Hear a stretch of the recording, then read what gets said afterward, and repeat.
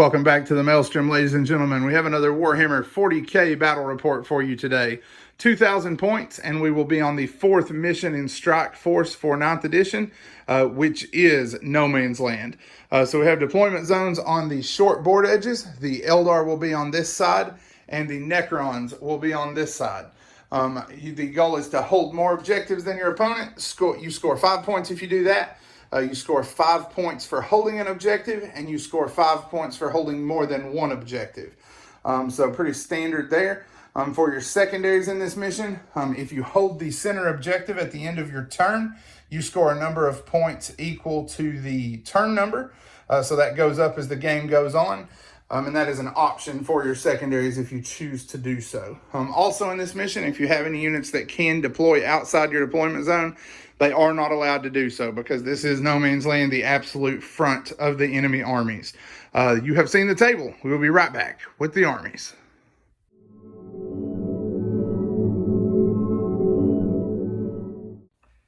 So today I will be fielding a battalion. For my HQs, I have a Farseer and a Skyseer. The Farseer has Guide and Doom. The Skyseer has Fortune, Executioner, and he replaced Smite with Impair Senses. I also have a Warlock Conclave with Quicken Restrain and Protect Jinx. For my troops, I have 3 squads of 5 Rangers just to fill the slots. My elites, I have a squad of 5 Wraithguard with D-sides. For my fast attack, I have 3 squads of 3 Wind Riders with Shuriken cannons for some mobile fire support. And my heavy support is 5 Dark Reapers, 2 Fire Prisms, and my flyer and dedicated transports are a Hemlock Wraithfighter with Protect Jinx and a Wave Serpent with Bright Lances to carry the Wraithguard. All right, that is the Craftworlds contribution to war. The Necrons are up next.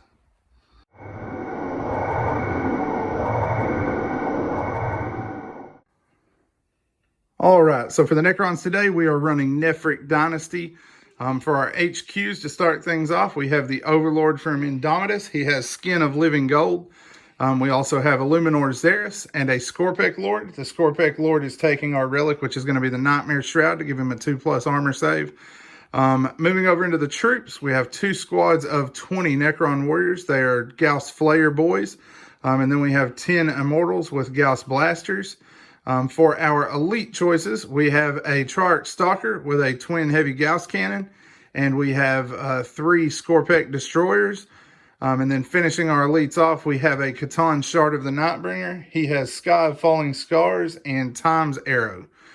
For our fast attacks, we have 3 Scarab bases. Just had a few points left over and figured they can run around and grab objectives if nothing else. And then for our fast attack, that's it for our fast attacks. Then for our heavy supports, we have 2 squads of 3 heavy destroyers. And then moving into our flyers for finishing the list out, we have 2 Night Sides. So that will be it for the Necron contribution today. You have seen the armies and you have seen the table. We will be back as we get stuck into the Maelstrom.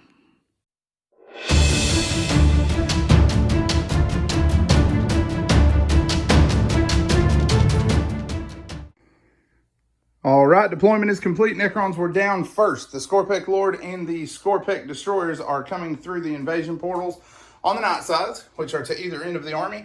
We have the Trarch Stalker tucked in over here behind a blob of warriors, and the warriors continue their line across the front with our characters here in support. We also have the Scarab Swarms and the Destroyers making use of the ruins. We have the Immortals in a translocation crypt, and then the Scorpek units as well, which will be coming through the invasion portals. Eric, walk us down this Craftworld deployment. So the majority of my army set up in the center to create a line of fire. Both fire prisms have different angles, and my Wave Serpent's going to rush up the middle. My Hemlock Wraithfighter is on my left flank to try and rush forward, get some work done. And I have my Wind Riders on each flank to rush the flanks. All right, and you said your Wraiths are here? Yep. And everything is committed, correct? Yep. All right, so for first turn, Necrons are looking at a 4. Eldar have a 6. First or second, sir? First. All right, Eldar are going to leap into action, and then we will be back. So my Wind Riders moved to get line of sight and range. My Bike Seer ended up moving forward, casting Executioner and Impair Senses on the Necron Warriors.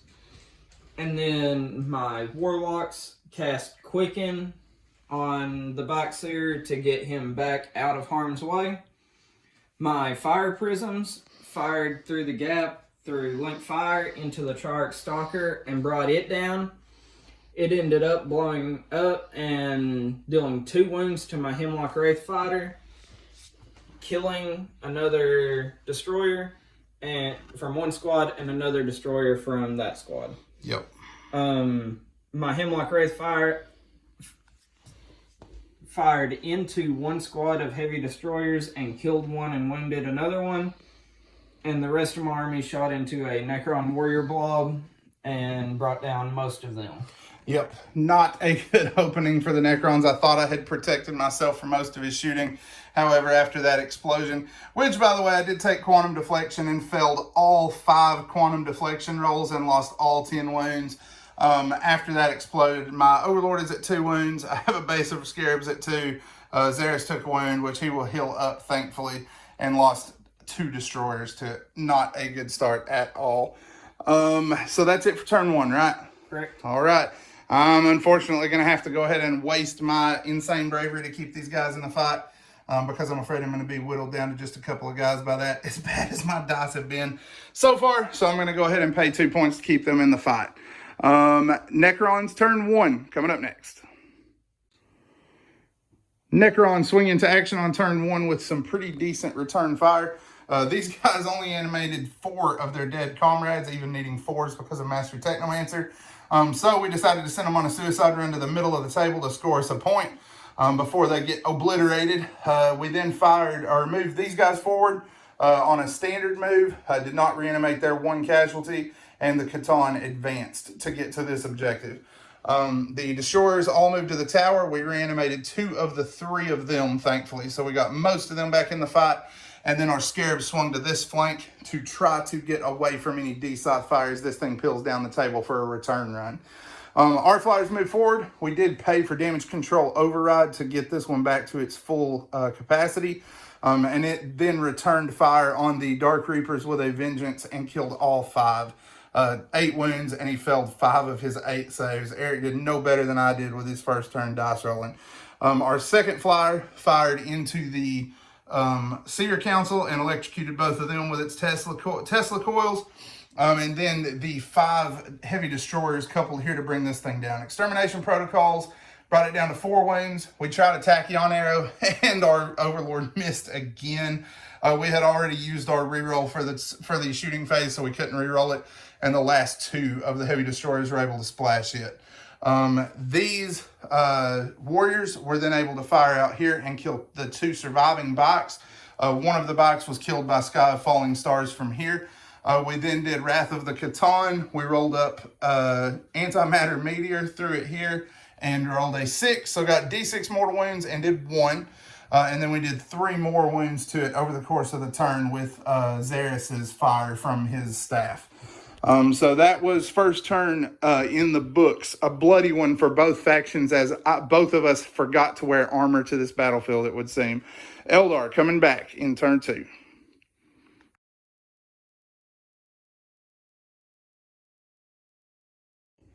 So my Wraith Guard jumped out to fire on the Night Size to no effect. Yeah, did like 2 wounds, I think, total 3. Yeah. It was miserable. It was pretty bad.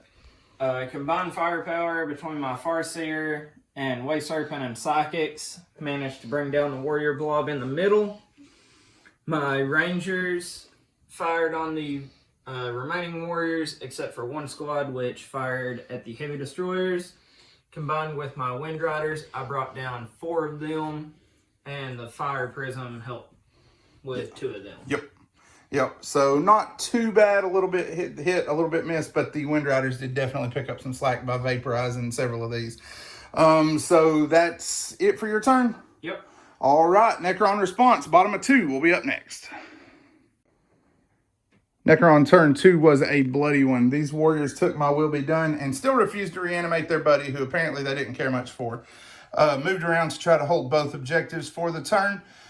We also teleported our immortals in here since our side is becoming exposed with just the scarabs back here. And we did, I forgot to mention first turn, we did buff these guys to toughness 5 with Xeris. He also did the same for the immortals after they teleported into play. And then the Scorpek units came out of the flyers before the flyers shot off to continue to harass the Eldar lines. Shooting from the Scorpek Lord brought down 3 of the Rangers here. The 2 flyers combined to bring down the Farseer Skyrunner even after a reroll for one of his runic saves.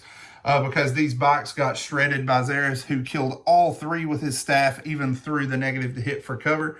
The Immortals flayed this entire squad of bikes and brought them down. And the Nightbringer's Gaze of Death killed 4 of the 5 Wraith Guard here. He is charging into combat now. Scorpek Lord is going here. And the Destroyers are going into the Farseer and the Rangers here. We also managed to kill 3 of these with Sky of Falling Stars. We did miss this target and the Wraiths with Sky of Falling Stars. And we chipped 3 more wounds out of this Wave Serpent with the block of Warriors. So we got some combats to work, and then we will be back. Combats went fairly predictably. One of the lesser Scorpeks was able to bring down the 2 Rangers, and the other 2 coupled to bring down the Farseer. Even with his rerolls, he failed the rerolls again and lost his Farseer here. The Scorpek Lord did 5 wounds to the Fire Prism, and the Catan finished off the final Wraith Guard. Early in the game, as it might be, the Eldar have just been clobbered with poor dice rolls. Started fairly rough for the Necrons and just got even worse for them, unfortunately. At that point, Eric is going to have to concede his very few models left. That will be a Necron victory. A short one today, as the Eldar forces fell abysmally to capitalize on their early gains.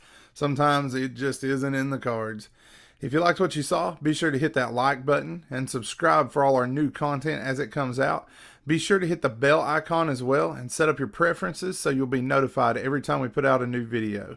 You can also check out our Facebook page for new video alerts as they come out, and our Instagram page for the latest hobby projects coming off the desk in the description below.